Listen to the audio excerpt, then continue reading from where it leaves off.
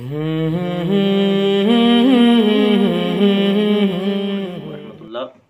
Basics of اسلام میں آپ تمام ناظرین کا پھر سے خیر مقدم ہے۔ میں آپ کی دعاؤں کے ساتھ حاضر ہوں، اور آج کا جو عنوان ہے وہ ہے سورج گرہن اور چاند گرہن، سولر اکلپس اور لونر اکلپس۔ اس کے متعلق جانتے ہیں کہ نبی کریم صلی اللہ تعالیٰ علیہ وسلم سے کیا روایت ملی ہے۔ تو 1450 سال پہلے صحابہ کرام بیان کرتے ہیں کہ ایک مرتبہ سورج میں جب گرہن لگا تو نبی کریم صلی اللہ تعالیٰ علیہ وسلم کچھ جلدی میں چادر گھسیٹتے ہوئے مسجد کی جانب تشریف لے گئے۔ یہ بخاری شریف کی حدیث ہے، حدیث نمبر 1040۔ مسجد کی طرف تشریف لے گئے اور وہاں پر جا کر 2 رکعت نماز پڑھائی۔ صحابہ کرام بیان کرتے ہیں کہ حضور صلی اللہ علیہ وسلم نے ہمیں 2 رکعت نماز پڑھائی، اور پھر اس کے بعد فارغ ہوئے تو پھر ارشاد فرمایا کہ جب تم سورج میں گرہن لگتا ہوا دیکھو تو اس کا یہ ہرگز مطلب نہیں ہے کہ وہ کسی کی موت کی وجہ سے یا کسی کی زندگی کی وجہ سے لگائے، بلکہ جب اس میں لگتا ہوا دیکھو تو اللہ تبارک و تعالیٰ کی عبادت میں لگ جاؤ، نماز پڑھو اور دعا کیا کرو تاکہ سورج کا گرہن صاف ہو جائے۔ اب اس کے اندر یہ سوال پیدا ہوتا ہے کہ نبی کریم صلی اللہ علیہ وسلم نے یہ کیوں ارشاد فرمایا کہ سورج میں جب گرہن لگتا ہے تو نہ وہ کسی کی موت کی وجہ سے نہ کسی زندگی کی وجہ سے۔ یہ اس لیے ارشاد فرمایا کہ سرکار صلی اللہ علیہ وسلم کے زمانے میں جب سورج گرہن لگا تو وہ اس وقت میں لگا جب حضور صلی اللہ علیہ وسلم کے صاحبزادے حضرت ابراہیم رضی اللہ تعالیٰ عنہ کا انتقال ہوا، اس کے بعد وہ سورج گرہن لگا۔ تو بعض لوگ یہ کہنے لگے کہ یہ حضرت ابراہیم کے انتقال کی وجہ سے لگا ہے، تو یہ بات اس لیے ارشاد فرمائی حضور نے کہ یہ جو سورج گرہن لگتا ہے یہ کسی کے نہ انتقال کی وجہ سے اور نہ ہی کسی کی زندگی کی وجہ سے لگتا ہے، بلکہ پیغمبر اسلام ارشاد فرماتے ہیں کہ یہ سورج اور چاند یہ اللہ کی نشانیاں ہیں۔ روایت میں صحیح بخاری میں یہ روایت بھی ملتی ہے کہ حضور نے یہ بھی ارشاد فرمایا کہ یہ جو سورج میں اور جو چاند میں گرہن لگتا ہے یہ اللہ کی نشانیاں ہیں۔ اللہ پاک اپنے بندوں کو ڈرانے کے لیے سورج میں اور چاند میں گرہن فرماتا ہے۔ تو جب 2 رکعت سرکار صلی اللہ علیہ وسلم نے نماز صحابہ کرام کو پڑھائی تو اس میں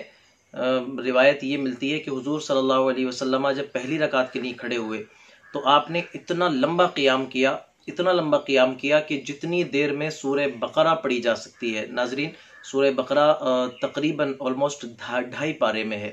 جتنی دیر میں سورہ بقرہ پڑھی جا سکتی ہے اتنا لمبا آپ نے قیام کیا۔ پھر آپ نے رکوع کیا،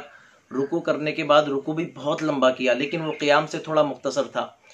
پھر رکوع سے کھڑے ہوئے تو پھر آپ نے لمبا قیام کیا، اس میں بھی آپ قرآن پڑھتے رہے۔ پھر آپ نے رکوع کیا، 2 رکوع کیے ایک رکعت میں، اور اس کے بعد پھر سجدے میں گئے، سجدہ بھی بہت لمبا کیا لیکن وہ رکوع سے کچھ کم تھا۔ اسی طریقے سے 2 رکعتیں پڑھائیں، 2 رکعت میں 4 رکوع کیے اور 4 سجدے کیے، اور اس کے بعد پھر ارشاد فرمایا صحابہ کرام سے مخاطب کرتے ہوئے خطبہ دیا کہ جب تم دیکھو سورج کے اندر یا چاند کے اندر گرہن لگا ہے تو پھر اللہ کی عبادت کر کے اس کو دور کیا کرو اور صدقہ دیا کرو، صدقے کی عادت بناؤ۔ تو اس سے یہ پتہ چلتا ہے کہ حضور صلی اللہ تعالیٰ علیہ وسلم نے ہمیں یہ بتایا ہے کہ جب قدرت کی طرف سے تمہیں لگے کہ مشکل امتحان ہے تو پریکاشنز تو ضروری ہیں، ظاہر سی بات ہے ابھی بھی کرونا وائرس کی وبا پھیلی ہوئی ہے، پریکاشنز بہت زیادہ ضروری، لیکن سب سے پہلا پریکاشن، سب سے پہلی احتیاط جو ہے وہ یہ ہے کہ ہم اللہ کی طرف رجوع کریں، اللہ کی عبادت کریں، اللہ سے توبہ کریں، صدقے دیا کریں، اس سے وبائیں ٹلتی ہیں، اس سے بلائیں دور ہوتی ہیں۔ اور پھر روایت میں آتا ہے کہ حضور صلی اللہ علیہ وسلم جب نماز پڑھا کر کے فارغ ہوئے تو جیسے ہی نماز پڑھا کے فارغ ہوئے تو کیا دیکھا کہ سورج کا گرہن صاف ہو چکا تھا۔ یہ اللہ تبارک و تعالیٰ کی عطا سے تھا، اور یہ زمانے کو ایک میسج بھی دینا تھا کہ اللہ کی عبادت سب سے بڑا پریکاشن، اور اللہ تبارک و تعالیٰ کی عبادت سب سے پہلے اور سب سے بڑا علاج ہے۔ سارے پریکاشن، سارے ٹریٹمنٹس اس کے بعد آتے ہیں۔ تو ہمیں یہ میسج ملا ان احادیث سے کہ جب قدرت کی طرف سے کوئی مشکل امتحان ہمارے لیے ہو اللہ کی طرف سے تو پھر ہم اللہ کی طرف ہی رجوع کریں اور اللہ تبارک و تعالیٰ سے ہی دعائیں مانگیں، صدقے کر کے اس بلا کو اور اس امتحان سے ہمیں گزرنا چاہیے۔ اللہ پاک ہمیں اس پر عمل کی توفیق عطا فرمائے۔ وآخر دعوانا الحمدللہ رب العالمین۔ اللہ صلی علی محمد